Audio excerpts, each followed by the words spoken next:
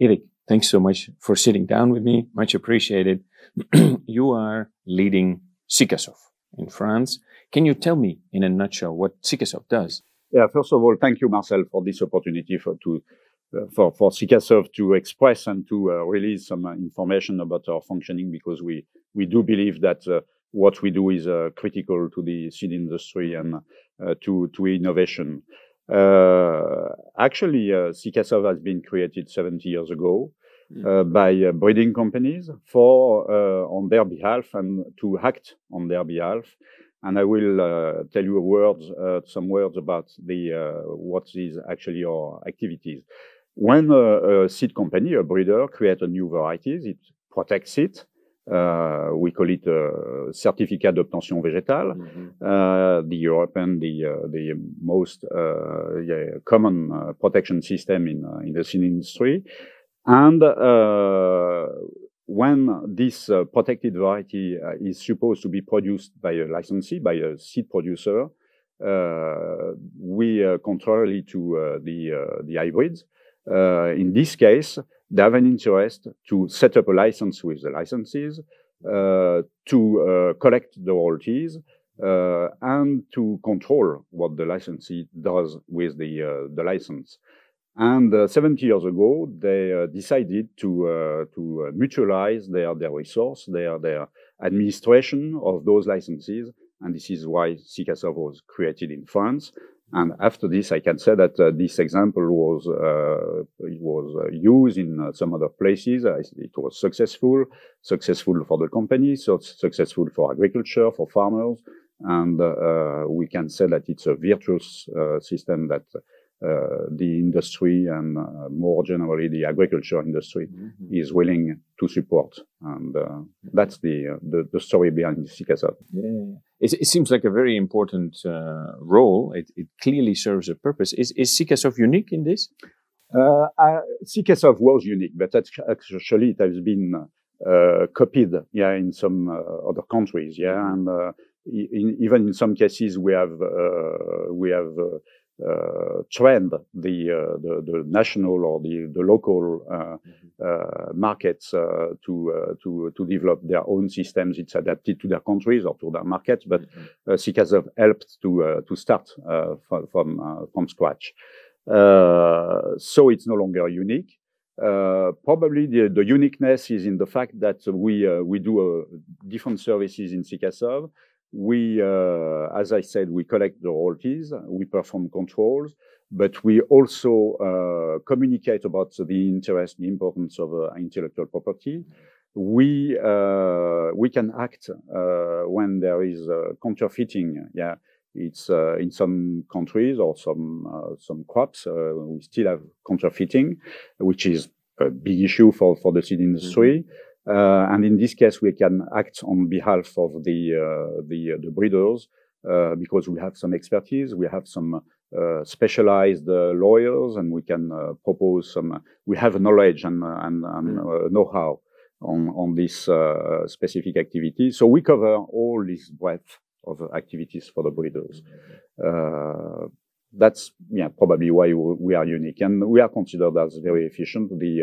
The breeding companies, the users of the service of Cicasov, this is probably why we are 70 years old and still young. Yeah, that's great. But you mentioned royalty collection several times. Why is that so important? Actually, this is, as I said, for hybrid crops, the financing of the research is preserved or is rewarded by it's included in the price of seeds. Yeah, it's less of a problem. Yeah, for crops, self-pollinating crops, it's or plants that can be produced by farmers. I mean, it's true for cereals, but it's also true for potatoes or fruit trees or this kind of crops. In this case, we have to make sure that the users, the farmers, duly pay some reward to the seed industry, to the breeders. As they are financed, they can invest. They can invest more, as much as they can afford, as much as we collect, and we allow the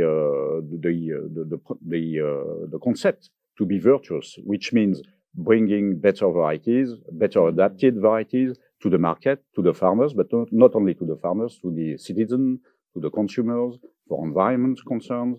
We provide better material, and it can only be done if we finance. It's just obvious. If we finance the breeding and encourage the breeding companies to do their job. Clearly, so in fact, it serves the farmers. The farmers, because of the royalty collection, they get better varieties through it. That's very simple. Yeah. Otherwise, and we know some situation where we say that the crops are orphan. There is absolutely no revenue, no investment, and no progress. So it's and we have a lot of surveys showing the interest and the benefit, and that's in most countries and markets and places. The farmers, they do understand this. I'm aware, for example, of some other countries where farmers are actually asking for a system on royalty. This is very true. In the developed countries or countries that have access to a modern agriculture, they understood the benefit, the interest, and so we have no problem to convince. Today, we have no interest. That's great. We have done a lot of communication around this over time. So how is the whole Farm Safe Seed compensation system? How is it organized in France? Actually, you mean in France? It can be very different from one country to another for many reasons. There cannot be a unique system. There is something in Australia, there is something in England, there is something in Germany, and what we developed in France was adapted to France and cannot copy paste in other places. The system in France is the following. It works for, we are talking about cereals. We also have systems for potatoes, but let's talk about the bigger one, cereals, and the older one as well. We developed it today.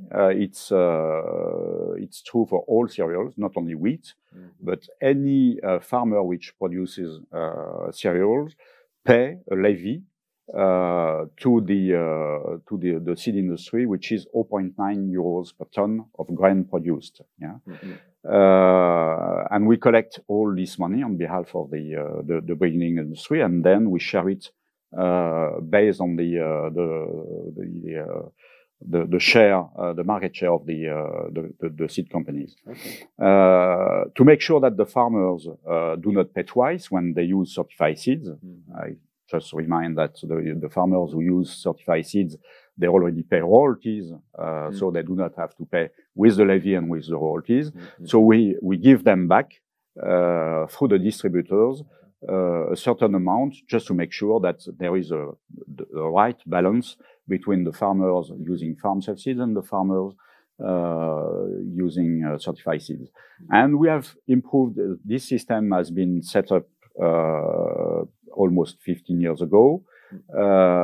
We have improved it in terms of functioning, and the cursors has moved over time to improve the system. But the interesting point is the fact that the farmers industry, the farmers, the wheat producers, the cereals producers, they do participate to this system, and they support the system as they understood that it was at their first benefit.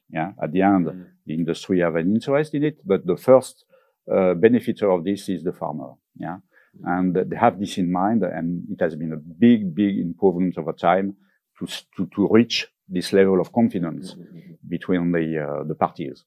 And certainly with time, that allows the investment flowing back into the breeding program to come up with new varieties benefiting the farmers. That's obvious.